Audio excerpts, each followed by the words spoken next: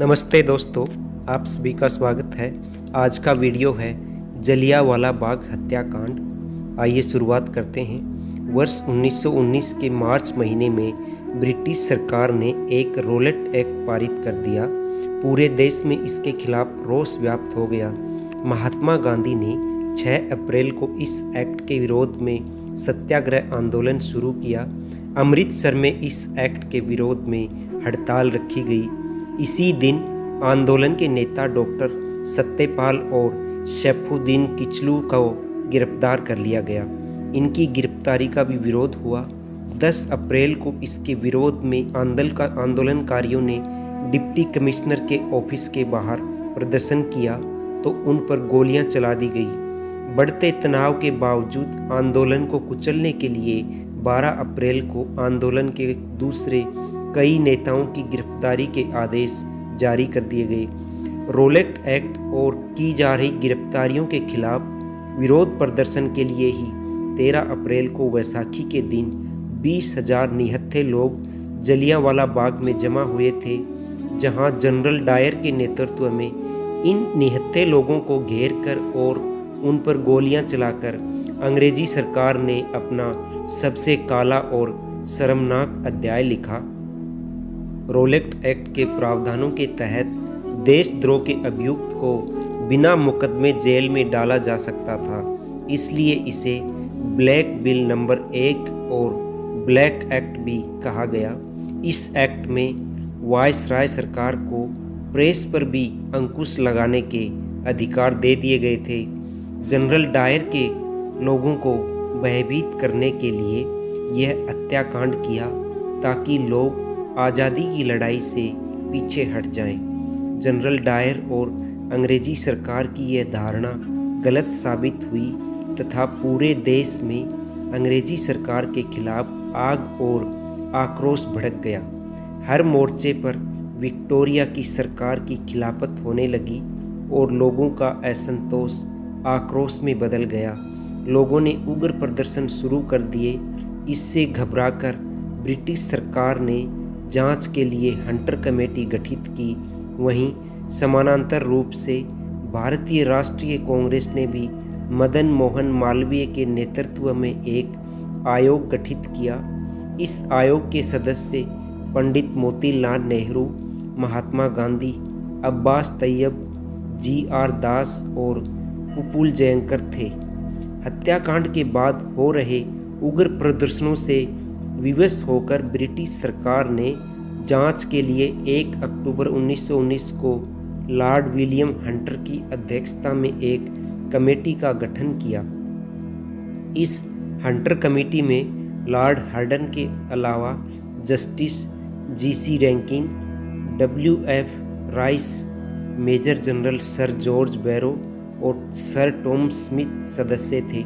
Committee में sir Chiman Setalvad, Sardar Sultan Ahmed Khan और जगत नारायण को भी शामिल किया गया।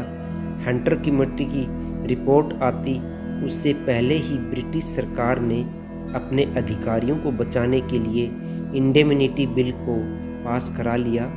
हंटर कमेटी ने जलियांवाला बाग हत्याकांड पर अपनी रिपोर्ट पेश की। इस रिपोर्ट में हत्याकांड को हल्का दिखाने की पूरी कोशिश की गई। पूरी रिपोर्ट एक प्रकार की लीपापोती का प्रयास था। कमेटी की रिपोर्ट में पंजाब के गवर्नर को निर्दोष बताया गया, मगर शहीद उधम सिंह ने गवर्नर को मार कर जलियांवाला बाग हत्याकांड का बदला लिया। वहीं गोलीबार करवाने वाले जनरल डायर के बारे में कहा कि जनरल डायर ने ज़रूरत से अधिक बल प्रयोग किया, मगर जो किया वह निष्ठा से किया। डायर के इस अपराध के लिए उसे नौकरी से हटाने का दंड दिया गया। रिपोर्ट में मरने वालों की संख्या 379 और घायलों की संख्या कुछ 100 में बताई गई। जलियांवाला बाग नरसंहार में ताबड़तोड़ की गई गोलीबारी में इतनी भयंकर भगदड़ मची कि निहत्थे लोग अपनी जान बचाने के लिए बाग में ही स्थित एक कुएं में कूदते गए। काफ़ी लोगों की तो इस कुएं में कूदने से मृत्यु हुई। दरअसल जलियांवाला बाग से बाहर जाने के लिए एक सकरा रास्ता था और चारों ओर मकान थे।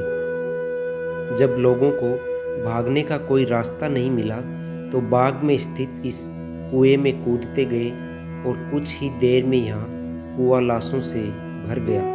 इतिहासकारों के अनुसार नरसंहार एक सुनियोजित षड्यंत्र था जिसे पंजाब के गवर्नर माइकल ओंडायर, जनरल डायर और ब्रिटिश अधिकारियों ने रचा था। दरअसल ये सब मिलकर पंजाबियों और क्रांतिकारियों को डराना था ताकि 1857 के गदर जैसी कोई स्थिति नहीं बन सके। इसके बाद पूरा हिंदुस्तान एक हुआ था और इसका बदला लिया पंजाब के ही क्रांतिकारी शेर सरदार उधम सिंह ने।